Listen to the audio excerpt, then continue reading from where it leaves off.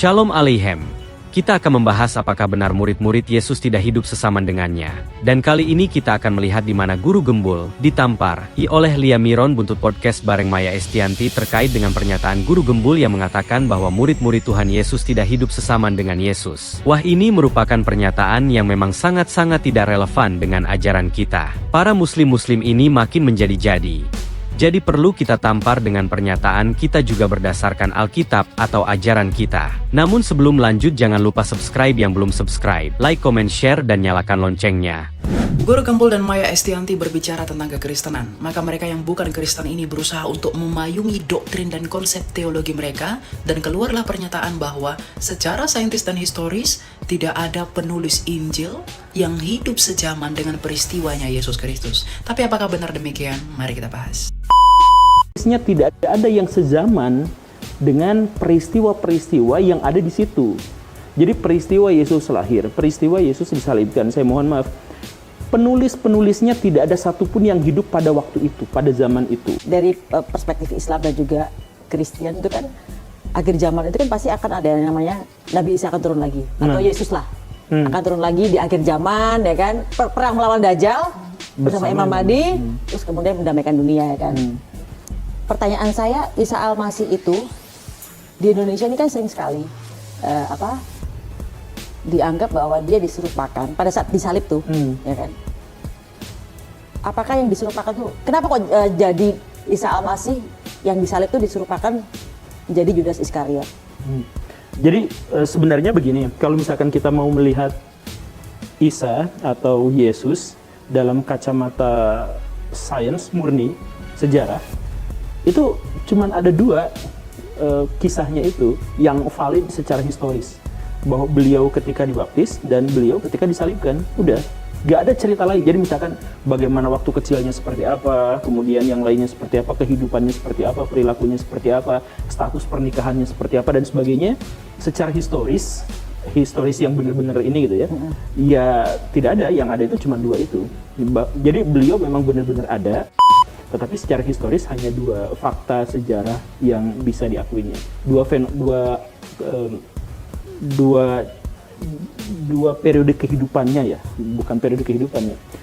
Dua peristiwa dalam hidupnya, dua peristiwa dalam hidupnya. Udah itu aja misalkan. Nah, sisa-sisanya itu adalah cerita-cerita yang bercampur antara yang valid dengan yang tidak valid, dengan mitologi dan lain sebagainya, sisa-sisanya itu begitu. Kalau kita memang mau pendekatannya itu benar-benar murni gitu, scientific. Jadi maksudnya scientific itu bukan berarti benar gitu, tapi yang bisa dibuktikan, yang teruji. Jadi bukan berarti yang sisanya itu bohong, tapi yang sisanya tidak dapat diuji, tidak empiris. Nah, jadi terkait dengan apakah Yesus itu diserupakan atau tidak, nah, kita tidak bisa memverifikasi itu karena pokoknya disalibkan, iya, ada orang yang pada waktu itu disalibkan. Iya, lihat. Apakah orang yang dimaksud itu adalah Yesus dan atau yang diserupakan, itu kita tidak bisa. Karena Yudas Iskariot ada nggak secara historis yang tidak bisa diverifikasi dia itu siapa gitu. Tapi kan di Injil ada itu. Ya ada.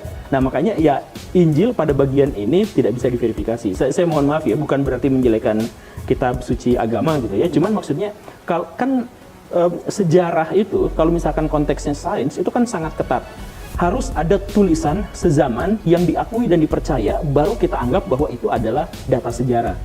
Nah, kalau misalkan ada klaim-klaim bahwa ini dari sini, tapi tidak berasal dari waktu sezaman dan diakui, maka ya sudah dianggap bukan sejarah yang valid.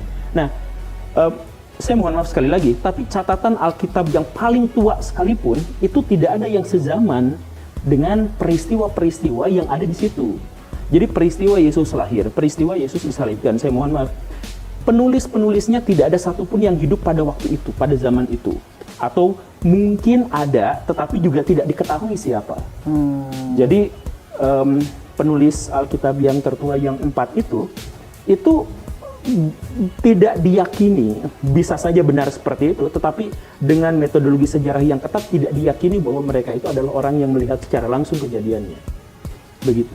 Nah, karena itulah maka apakah Yudas itu menggantikan Yesus dan sebagainya, diserahkan kepada iman masing-masing, agama masing-masing, Karena kalau misalkan masuk ke metodologi sejarah yang lebih ketat, maka kita tidak menemukan fakta itu.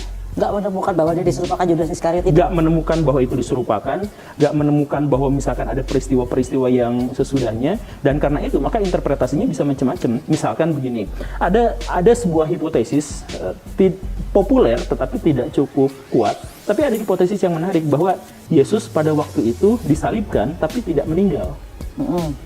Misalkan, jadi dia diturunkan ketika dalam kondisi masih hidup. Yeah. Dan karena itulah maka ketika 3 hari kemudian beliau menampakkan dirinya di depan murid-muridnya, ya wajar kan belum meninggal. Apalagi ini tidak sama seperti hukum.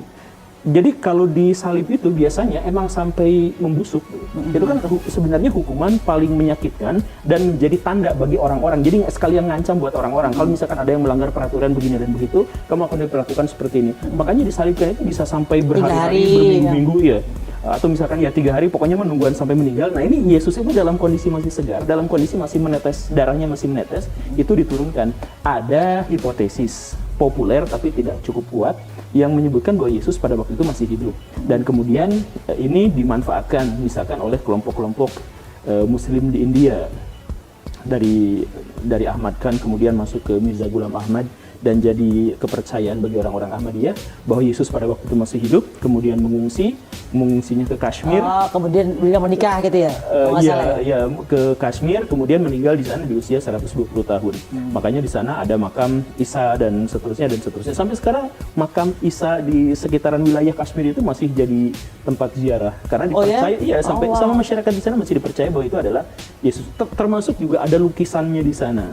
Ini Yesus usia segini, ini Yesus segini, dan ini usia Yesus 120 tahun masih hidup ada di sini. Ini ada di India tuh ya? Di India. Nah, makanya interpretasi yang begitu luas dan begitu banyak itu bisa muncul karena apa? Karena teks sejarahnya sangat-sangat terbatas. Atau bahkan misalkan orang-orang Yahudi punya interpretasi lain bahwa Yesus atau Nabi Isa memang masih hidup, diturunkan, tapi taubat dari perlawanannya terhadap teologi Yahudi dan politik Romawi. Jadi beliau kembali jadi orang biasa-biasa aja, baik-baik aja, menikah, meninggal, dan berkeluarga. Itu orang-orang Yahudi bahkan membongkar sebuah makam yang kemudian dikenal sebagai makam Talpiot itu. Di situ ada 10 ossuarium, ada makam keluarga. Nah itu mereka mengatakan bahwa kami sudah melakukan tes DNA. Nah kalau yang tadi kan kelompok yang tadi katanya mengharamkan tidak boleh tes DNA. Nah kalau yang ini jenazah dalam tanda kutip, jenazah Yesusnya itu sudah dites DNA. Dan hasilnya adalah di situ yang namanya Yesus dan yang di sebelahnya namanya Maryam itu ternyata tidak berasal dari golongan darah yang sama. Tapi dimakamkan di satu tempat. Ini Maryam ini ibunya berarti? Bukan. Atau Maria Magdalena? Maria Magdalena. Makanya disimpulkan adalah Yesus menikah dengan Maria Magdalena. Punya anak dan seterusnya. Nah itu teori yang kemudian diyakini oleh sebagian orang Yahudi karena sesuai dengan sistem teologi mereka. Nah, kenapa bisa begitu banyak interpretasi-interpretasi yang aneh-aneh yang seperti itu? Termasuk yang dalam Islam itu juga muncul cerita bahwa Yudas Iskariot yang digantikan yang disalib. Nah, iya. Ini juga kan sebenarnya itu banyak loh di anak-anak kecil sekarang itu yang mereka tahu adalah itu bahwa Yesus itu atau Nabi Isa itu diserupakan oleh Yudas Iskariot dan mereka yakin. Ya itu cerita-cerita orang belakangan ketika mencoba untuk menafsirkan bagaimana ceritanya Yesus ketika di akhir zaman akan muncul lagi dalam status bukan nabi terakhir. Nah, gimana ceritanya biar ini bisa nyambung, biar tidak ada plot hole dalam tanda kutip itu. Maka riwayat-riwayat yang tidak sahih atau yang kurang valid pun ya dicoba dijejalkan sehingga muncullah bahwa ini diserupakan, maksudnya Yudasnya. Ini diserupakan Yudas atau diserupakan mati? Nah, ada juga yang tadi itu diserupakan mati. Kalau misalkan yang sebagian dari kelompok Muslim yang dari India, Pakistan itu diserupakan mati. Diserupakan seperti orang mati. Tetapi kalau misalkan yang umum di Indonesia itu maksudnya ada orang lain yang diserupakan dengan dia. Siapa? Tidak pernah diketahui. Cuman cari-cari dalam literatur Kristen, Yudas. Ya karena ke Barnabas, Injil Barnabas itu ya. Bukan. Jadi sebenarnya dalam banyak tafsir kaum muslimin itu banyak juga yang referensinya itu dari dari Alkitab.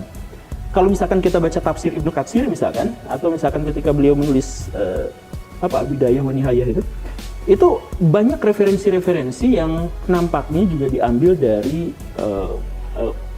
tradisi orang-orang Kristen dan Yahudi. Dan memang tidak apa-apa karena dalam konteks agama Islam kita juga akan mengakui literasi-literasi yang berasal dari orang-orang Kristen dan Yahudi karena dipercaya bahwa mereka juga dibawa oleh nabi kan. Ya, begitu. Jadi ya ditambahkan untuk menutup bagian yang berlubang besar itu gitu. Jadi interpretasinya bisa macam-macam. Ada yang diserupakan dia mati, ada yang diserupakan Yudas Iskariot yang diserupakan dengan Yesus, ada yang benar-benar disalibkan tetapi kemudian masih hidup. Ya yang tadi itu ya banyak lah. Ada juga yang kalau imannya Kristen kan saya bahwa Yesus mati gitu kan. Iya. Ya. Nah ini tapi ini kebanyakan cerita itu disesuaikan dengan kepentingan teologis dari setiap orang beragama gitu, orang beriman. Jadi gimana tuh? Jadi disesuaikan dengan itu. Jadi gini, misal ya, cerita tentang Mesias itu awal mulanya itu berasal dari kitab-kitab Yahudi. Jadi ketika mereka, ini sekali lagi saya mohon maaf ya, kita nggak bahas agama dalam konteks ini. Kita cuma sharing apa yang aja. ada yang terjadi di luar sana ya. Kita berbicara dalam pendekatan yang lebih saintifik gitu. Jadi maksudnya cerita tentang Mesias itu muncul dalam tradisi Yahudi ketika mereka itu dikalahkan dalam perang, terdiaspora dan mereka putus asa. Di satu sisi mereka merasa bahwa Tuhan, bukankah kami adalah bangsa pilihan Engkau, bahwa kami ini adalah orang yang mendapatkan ya anak yang paling dimuliakan, tapi kenapa kami terus dikalahkan, terdiaspora, terusir dari tanah yang dijanjikan? Itu nagih kepada Tuhan. Nah, sehingga pada waktu itu muncullah sebuah narasi bahwa nanti di akhir zaman akan muncul orang yang akan menyelamatkan kamu dan mengembalikan kamu ke tanah yang dijanjikan. Dan merekalah yang namanya Mesias. Dialah yang namanya Mesias. Ya. Begitu kan? Nah, setelah ada narasi itu, kemudian muncullah Yesus, mengaku dirinya itu adalah sebagai Mesias. Nah, ini di kalangan Yahudi itu ada kebingungan, mereka pecah jadi dua kelompok, ada yang percaya, ada yang tidak percaya. Yang percaya mengatakan, ya ini Mesias, ya memang sesuai dengan ciri-ciri yang digambarkan sebelumnya. Tapi yang tidak percaya mengatakan bahwa kan selain Mesias ada juga nabi palsu yang juga akan datang di akhir zaman. Nabi palsu itu karakteristiknya diantaranya adalah membawa ajaran yang tidak kamu kenal. Nah, Yesus ini menafikan sebagian dari perjanjian lama, menafikan hukum-hukum Tuhan sebagian, digantikan dengan hukum kasih. Nah, kesimpulan dari sebagian orang Yahudi ini, maka Yesus inilah orang yang dia itu adalah Mesias palsu. Nah, orang yang kemudian mengatakan bahwa Yesus itu adalah Mesias palsu itulah yang kemudian melaporkan kepada orang Romawi dan kemudian memunculkan penyaliban itu. Kaum Farisi berarti ya. Iya, begitu. Nah, sedangkan yang Yahudi yang satu lagi akhirnya menjadi pengikut Yesus. Nah, begitu. Nah, jadi kalau misalkan di akhir zaman nanti ada nanti kemudian setelah itu muncullah Nabi Muhammad 500 tahun kemudian, 500 atau 600 tahun kemudian, tapi belok sedikit ke selatan. Munculnya di Mekah. Nah, ini siapa lagi ini? Kemarin ada Mesias palsu. Ini jangan-jangan juga Mesias palsu. Nah, orang Yahudi pada waktu itu awalnya itu sangat-sangat antusias kepada kehadiran Nabi Muhammad. Wah, ini Yahudi Arab. Mereka itu sebutnya Yahudi Arab. Nabi Muhammad itu akrab banget sama Nabi dan sebagainya, sampai akhirnya Nabi itu mengeluarkan sebuah pernyataan yang paling mereka benci. Jadi Nabi ternyata mengakui bahwa Yesus itu bukan Mesias palsu, bahwa dia adalah satu di antara sekian rangkaian Nabi dan Rasul yang diturunkan Allah Subhanahu wa Ta'ala untuk umat manusia. Orang Yahudi yang sejak awal sudah menjudge bahwa Yesus itu adalah Mesias palsu, kecewa berat, meninggalkan Nabi, menciptakan permusuhan baru. Nah, nanti Yahudinya pecah lagi di situ. Ada Yahudi yang pro sama Nabi, tetapi kabilah-kabilah kecil, ada yang kontra. Dan pokoknya semua yang dikatakan sama Nabi digosipin, dijelekin, apa segala rupa, karena wah ini mau pronya sama orang-orang Kristen, sama Mesias palsu. Berarti udah, ya gitulah akhirnya. Gitu, jadi Ya juga istilah tentang Yahudi juga kayaknya di Indonesia ini rancu banget ya. Antara Yahudi itu suku atau Yahudi itu agama ya kan. Kadang-kadang Yahudi gitu. Padahal ini loh Yahudi sukunya itu agamanya ini kan kadang-kadang rancu kan istilahnya kan. Iya, betul. Kalau di luar negeri kan jelas Judaisme, Judaism, hanya satu Jewish gitu kan. Kalau di Indonesia kan Yahudi, pokoknya Yahudi aja gitu kan. Nah itu jadi kayak Ditambahin laknatullah alaihi. itu jadi kayak rancu kan, satu kata tapi antara sukunya atau agamanya gitu kan. Iya, ya makanya banyak yang Yahudi pokoknya gini kan, ada istri Nabi juga yang Yahudi. Iya, Yahudi secara suku gitu, tapi bukan kepercayaannya bukan itu. Ya banyaklah di Indonesia tuh. Jadi ya sudah itu semoga aja itu adalah bagian dari dinamika yang ke depan masyarakat Indonesia menjadi lebih paham dan bisa memilah mana bagian yang sakral yang kemudian harus kita pertahankan dan mana bagian dari konstruksi budaya masyarakat tertentu yang kita bisa aja menafsirkannya dengan berbagai macam cerita gitu. Jadi itu tadi adalah penjelasan tentang Judas Iskariot. Aku agak ini sih, agak dari mana dalilnya itu kok bisa Nggak ada, itu anak-anak dari karena aku tanya anak-anak kecil, kamu tahu bisa diserupakan sama siapa ya? Kebanyakan diserupakan oleh Yudas gitu loh. Jadi aku emang dari mana asal usulnya gitu ya? Aku agak bingung gitu kan. Nah, gitu. Mungkin guru gembul kan bacanya banyak nih kan. Jadi aku tanya kepada guru gembul gitu kan secara literasi gitu kan. Ya tapi silakan dicek itu sebenarnya Yudas itu memang berasal dari tradisi kekristenan. Sumber-sumbernya dari tradisi Kristen. Jadi kalau ada orang Islam yang menyebut itu adalah Yudas itu juga sebenarnya ngambilnya dari tradisi kekristenan sejauh yang saya ketahui. Oke, ini kembali lagi ke omongan kiamat nih ya. Apakah kita percaya bahwa kiamat akan terjadi sebentar lagi? Atau bentuk kiamat di akhir zaman itu seperti apa ya kan? Kalau secara kita percaya tentang agama itu kan diajarkan bahwa nanti Isa Al-Masih atau Yesus bakal turun lagi ke bumi. Tapi kalau orang nggak percaya aja kan bahwa ada Yesus yang bakal turun gitu kan, atau Isa Al-Masih bakal turun gitu kan. Guru Gembul dan Maya Estianti berbicara tentang kekristenan, maka mereka yang bukan Kristen ini berusaha untuk memayungi doktrin dan konsep teologi mereka, dan keluarlah pernyataan bahwa secara saintis dan historis tidak ada penulis Injil yang hidup sejaman dengan peristiwanya Yesus Kristus. Tapi apakah benar demikian? Mari kita bahas. Yang pertama, Injil Matius. Injil Matius ditulis oleh Matius sendiri yang merupakan seorang pemungut cukai dan termasuk di dalam 12 murid dan rasulnya Yesus Kristus sendiri. Bahkan secara saintis, penemuan naskah Magdalen yang disimpan di Magdalen College di Oxford di Inggris itu membuktikan bahwa Injil Matius itu sudah selesai ditulis sebelum tahun 66 Masehi. Dan tidak hanya itu, pada abad pertama, Irenaeus yang merupakan murid langsung dari Polikarpus dari Yohanes itu mengungkapkan dalam bukunya Melawan Ajaran Sesat bahwa yang menuliskan Injil Matius adalah Rasul Matius sendiri, yaitu salah satu dari ke-12 muridnya Yesus Kristus sendiri.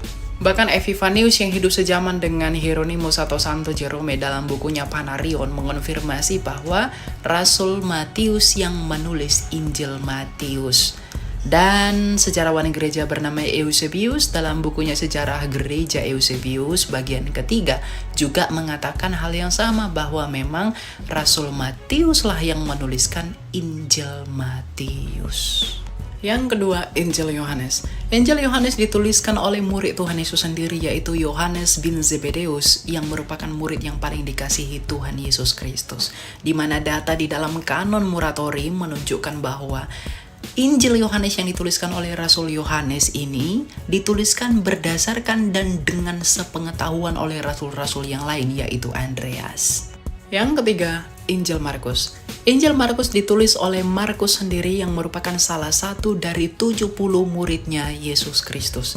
Di mana menurut Eusebius yang mengutip tulisan dari Papias pada tahun 60 seorang uskup di Hierapolis yang mengatakan bahwa memang Markuslah penulis Injil Markus yang berdasarkan penuturan dari Rasul Petrus yang adalah murid langsungnya Yesus Kristus.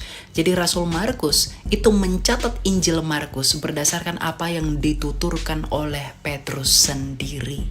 Bahkan Hieronymus atau Santo Jerome dalam bukunya De Filiis Illustribus di bagian ke-8 mengatakan bahwa Markuslah yang menulis kitab Markus berdasarkan penuturan Petrus bagi masyarakat Roma yang berbahasa Yunani. Yang keempat adalah Injil Lukas. Injil Lukas ditulis oleh Lukas sendiri yang merupakan salah satu dari 70 muridnya Yesus Kristus. Tujuannya dituliskan Injil Lukas ini adalah untuk diberitahukan kepada Theophilus mengenai keajaiban Yesus Kristus. Dan Lukas sendiri merupakan rekan kerjanya Rasul Paulus, di mana kerasulan Paulus itu dikonfirmasi oleh rasul-rasul yang hidup sejaman dengan Yesus Kristus sendiri. Dan meskipun Lukas tidak menyaksikan secara langsung mengenai peristiwa itu, tetapi apa yang ditulis oleh Lukas sama sekali tidak bertentangan dengan apa yang ditulis oleh Matius dan Yohanes yang hidup sejaman dengan Yesus Kristus dan menyaksikan peristiwanya secara langsung. Jadi pernyataan guru gembul yang mengatakan bahwa tidak ada penulis Injil yang hidup sejaman dengan peristiwanya Yesus Kristus, itu hanyalah asumsi yang tidak berdasar sama sekali.